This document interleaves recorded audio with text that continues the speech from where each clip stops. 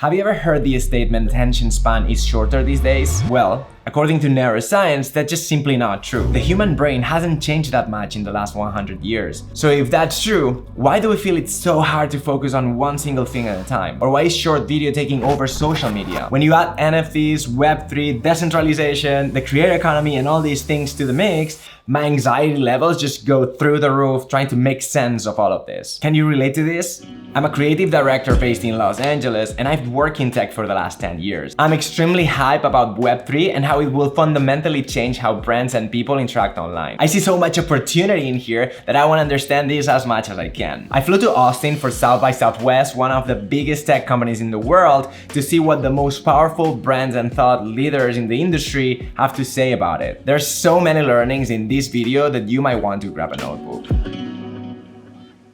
I'll break them down for you in the three main stages of the customer journey: awareness, engagement, and not conversion, but ownership. Let's do this. Stage 1, awareness. Everything starts with attention. If you can capture attention, you can build awareness, you can engage with people, but you need to get their attention first. In a talk with neuroscientist Carmen Simon, I understood that to master attention, you need to understand how the brain works, and then go apply those insights to your brand and content. There's 3 habits of highly memorable people that we can learn from. Number 1, clarify the reward. As human beings, we have a brain so we can move and provide ourselves with whatever we need for our survival. Think about it for a second. What makes you move?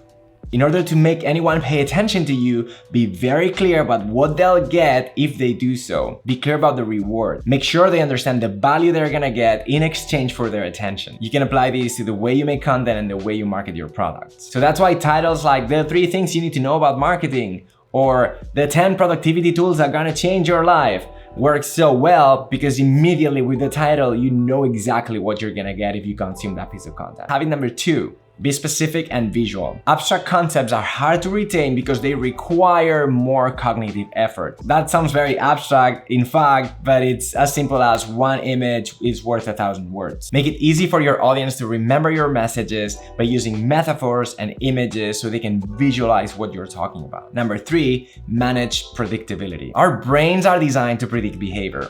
We're constantly analyzing our surroundings and trying to figure out what's gonna happen so we can navigate life successfully. Cause, effect, cause, effect, cause, effect. When this pattern gets disrupted, that's how we learn something new. Think about a kid. They're used to touching everything around them until they touch fire and they burn their hand. That unexpected and painful reaction when touching the flames is what will teach that kid to better stay away from it. So navigating from what's familiar to the unexpected is what will trigger attention on your audience and make people remember you. So now that we've covered the theory, let's see how this applies to TikTok, one of the less understood social media platforms by the majority of brands. Most viral TikToks are extremely visual. Most of them don't even use words, and they actually play really well with predictability.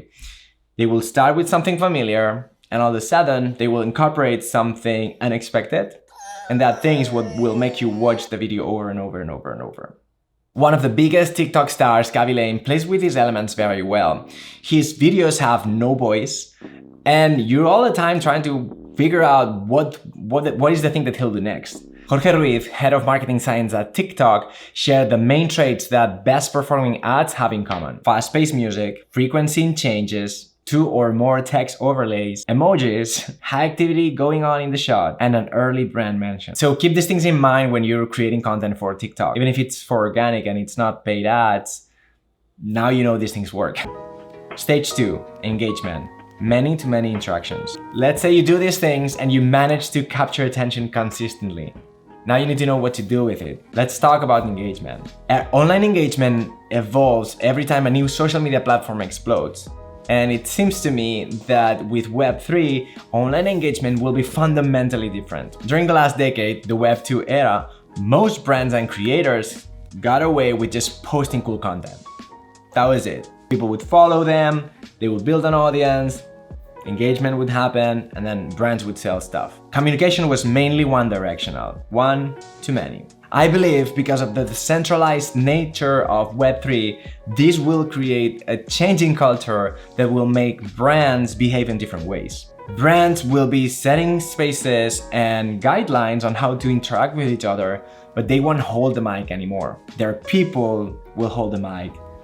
Instructions will be from many to many. We won't have one-to-many instructions anymore, but we'll have many-to-many interactions on the space that brands provide. Things like Twitch, Patreon, community building, this kind of stuff are signals that we're already moving in that direction. And I think that this will just be the norm. And building a community will be the way that brands engage with people versus just creating content.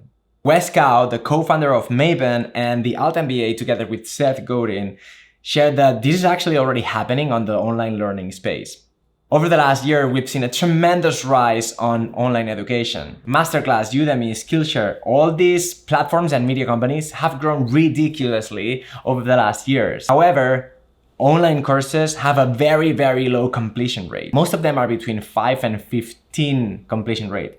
That's very low for content. That means people want to learn online, but the experience is not really engaging and they don't commit to it. Educational platforms are now moving from content to community and from like pre-recorded online courses to cohort education with groups that are consistently showing up on regular basis. The engagement rate is way higher and students are more satisfied. Now, translate this to brands and online engagement. Do you see any similarities? For instance, when you look at the NFT space, every NFT space has a Discord community. When a community is not active or meaningful, the project is perceived as less valuable. I believe we're going to see much more of this, not just for NFT projects, but in general for brands. Another aspect of engagement is who do you engage with and how. Many brands know that influencer marketing, when done well, is one of the most effective ways of marketing these days. So those who are running brands like you and I, we need to figure out how to put faces in our brands, because people don't engage with logos or landing pages, they engage with people,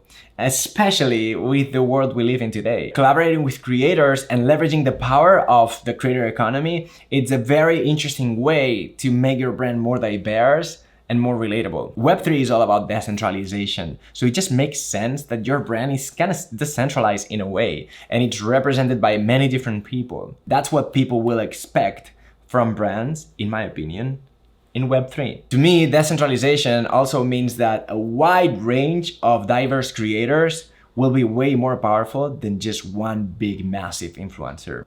Again, many-to-many interactions. Also, think that different types of creators can add different types of value to your brand and audiences. For example, big influencers or creators can give you a lot of brand awareness, but their audiences are less engaged because their brands are built around aspiration versus relatability.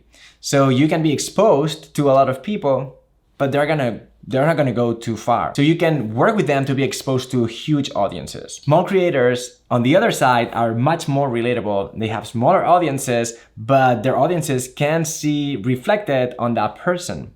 So they're great to start conversations. They can create a deep understanding of your brand if you are ready to jump in that conversation and be part of that. Nano creators or influencers are actually super valuable too, because they have tiny audiences, but these are highly engaged. These people are more close to moving to action because they feel there's a deeper connection with the influencer or the creator. So the smart thing here is to collaborate with different types of people and try to leverage your brand in different ways for different audiences. Also, collaborating with different creators will broaden your brand's perspective and will enrich your point of view because you'll have different voices join the conversation. That's always good, in my opinion. Stage 3, ownership. Web 1 was about information, Web 2 was about connection, and Web 3 is about ownership and participation. I talk about ownership and not conversion because I believe in Web 3, the interactions between brand and customers will look much more like relationships than just simple transactions. In Web 3, your wallet is your ID, so it will host all your digital assets and it will allow you to interact in unique ways with different Web 3 pages. As a user, owning certain digital assets allow you to access experiences, communities, and even have decision making. Brands will be providing all these things through tokenized interaction. Top Kaplan, head of marketing at PepsiCo, brought to the table serious challenges brands need to consider when building for the Web3. There's financial challenges, like setting up the wallet at a company level, involving cryptocurrency on your financial plan, and building structures that can support all of this. There's legal challenges like staying away from scams, money laundering, and protecting your customer base from all of these things too. And there's an adoption challenge. In the US, only 2.8% of the population had digital wallets and were trading NFTs by January. NFT adoption and the whole user experience are actually the main challenges in creating an NFT project and expecting it to be successful. Long story short, it's very early, so we need to calm down, take it easy, and don't rush into it. If you're all in and you want your brand to jump into the NFT space, that's fantastic, but there's just one thing you need to consider. Who is your audience? If, let's say, you are selling in the US, you need to understand that the market penetration of NFTs is around 3%. If you're targeting your current customers, you will probably have to educate them. You will have to teach them how to set up a crypto wallet, what are the dangers and threats of like being in the crypto space and stuff like that. There's gonna be a big learning curve for your customers, so you will need to think about this and solve this challenge. On the other side, if you're targeting the NFT community for your brand because you want to have more brand awareness or brand adoption, whatever, you really need to understand the space, because there's a lot of fluffy projects that flop because they don't really add any value. So you want to spend time in the community, understanding how it works, and then be able to create a project that really adds value on the long term. Web2 and social media were supposed to create a more connected world. And in certain ways, it did.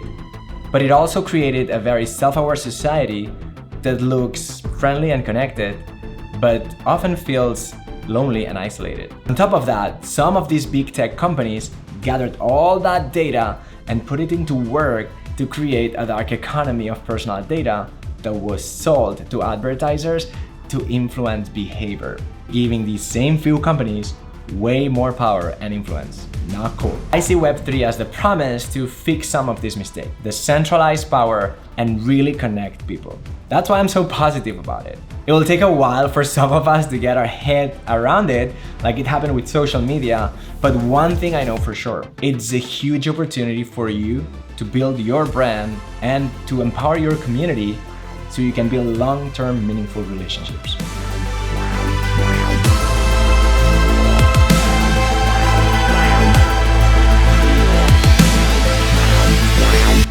Oh my God, the day is gone. Like if you watched so far, thanks so much. You've seen how the day is literally gone. But anyway, if you like this video, let me know, hit the like button. And if you want more of this shit, subscribe. See you in the next one.